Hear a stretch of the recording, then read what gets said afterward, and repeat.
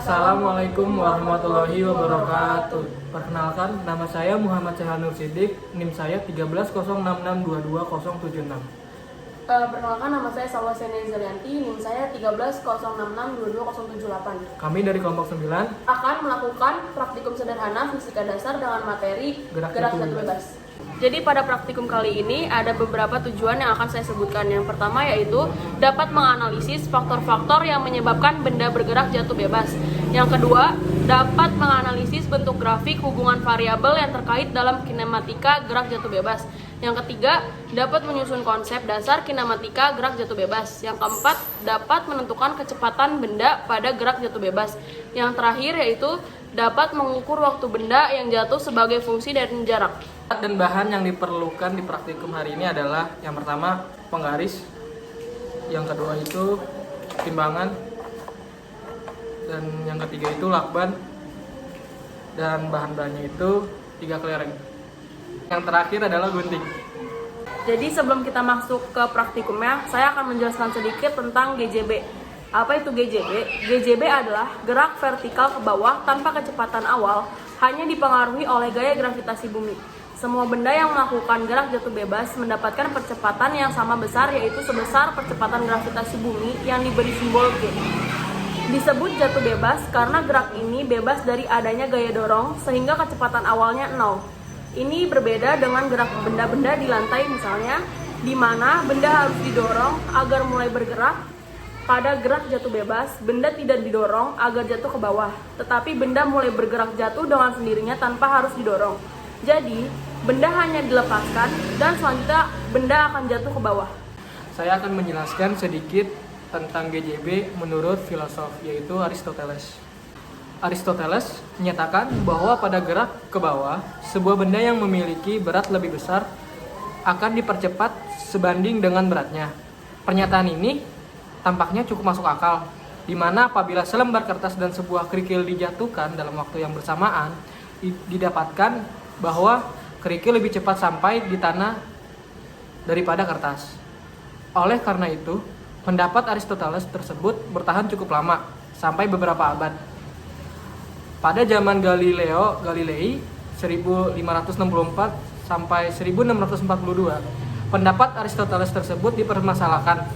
Galileo menyatakan bahwa jika pada benda hanya bekerja gaya gravitasi, setiap benda yang jatuh ke bawah akan mengalami percepatan yang sama besar.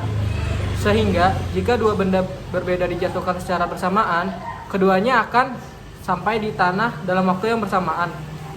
Benda yang melakukan gerak jatuh bebas tidak terpengaruh pada massa dan ukuran benda. Sebagai ilustrasi, sebuah kelereng dengan sebuah bola tolak peluru bila dijatuhkan dari ketinggian yang sama secara bersamaan maka akan jatuh menghantam tanah dengan kecepatan yang sama secara bersamaan. Berat bola ke-1 yaitu 6 gram.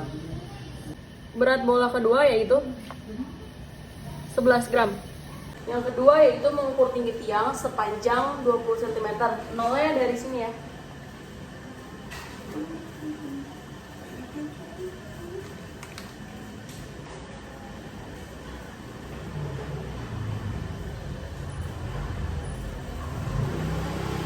Tandai dengan solatif hitam.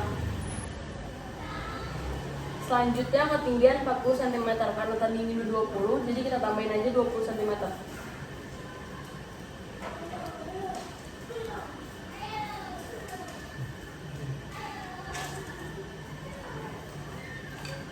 Kemudian ditandai lagi dengan solatif hitam.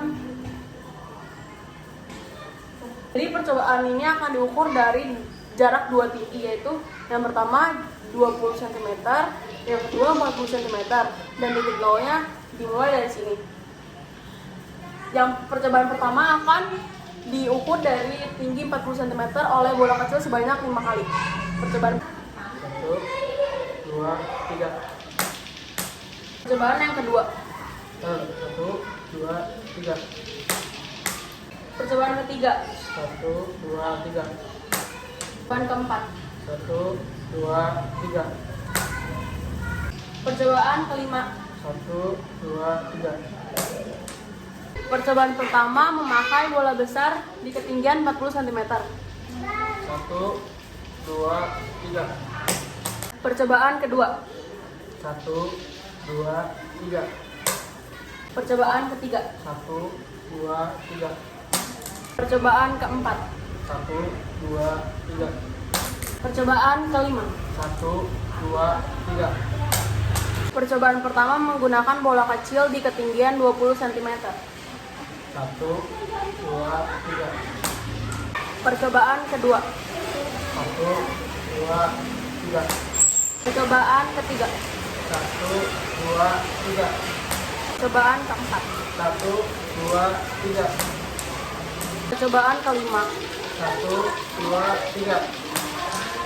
Percobaan pertama memakai bola besar di ketinggian 20 cm. 2, 3. Percobaan kedua. 1, 2, 3. Percobaan ketiga. 1, 2, 3. Percobaan keempat.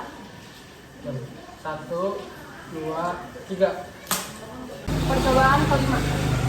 1, 2, 3.